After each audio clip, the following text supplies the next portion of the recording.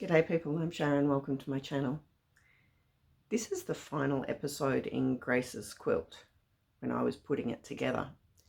The method I used is exactly the same if you've got hand embroidered squares or candle wicking, pretty much anything you wanted to do that's big, you can put together this way.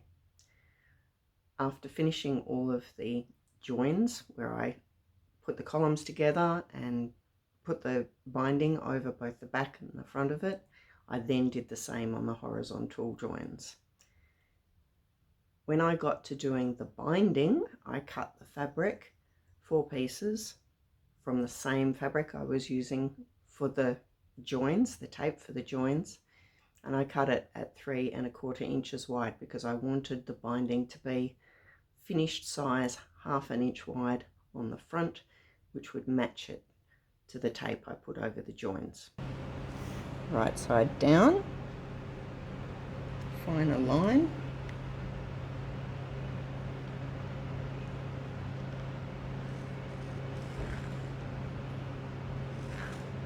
I will attempt to put a connection to the video I've done on binding up there, and I did the binding on this quilt exactly the same way I did in that demonstration piece.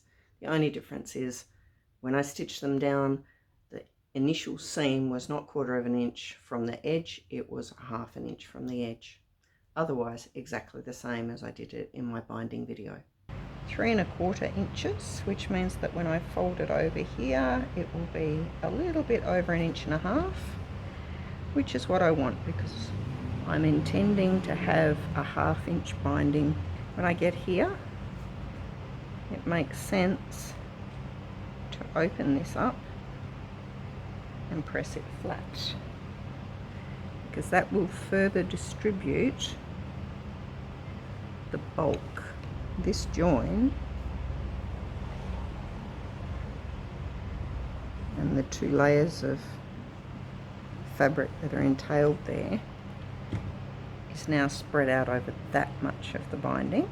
So when I do this, it's all spread out.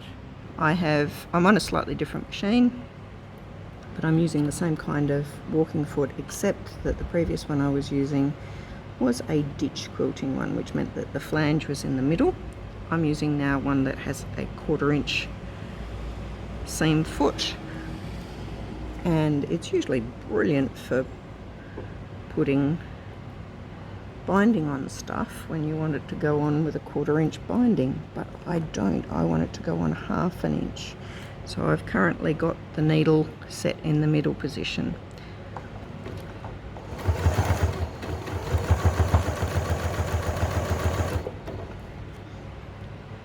It may not be quite wide enough for what I want, but if that is the case, then after I have stitched this down, I will stitch it down again slightly wider.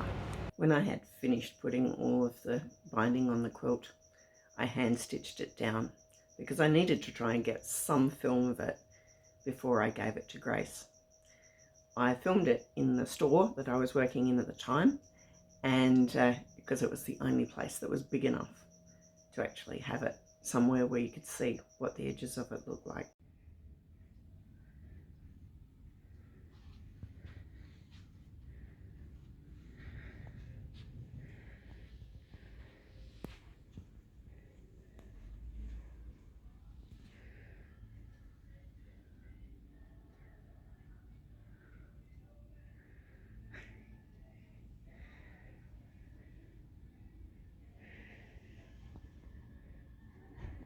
I hope you've enjoyed this little foray into a hand embroidered quilt, and I'm sure there are lots of quilts out there like the one that Grace presented me with.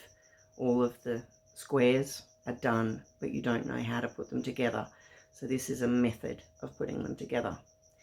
If I had a choice over what I was going to put between the blocks, in this particular case I would have loved to have done lace, but unless you're going to make the lace yourself, which will be an incredibly time-consuming thing to do, it will cost an absolute fortune to buy lace to put between the blocks. It would look super, super good, but it just wasn't possible with this one.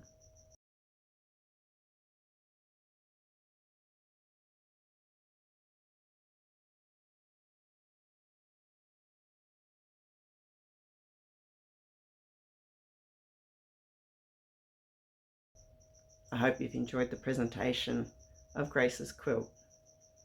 I was so pleased with the result. See you next time.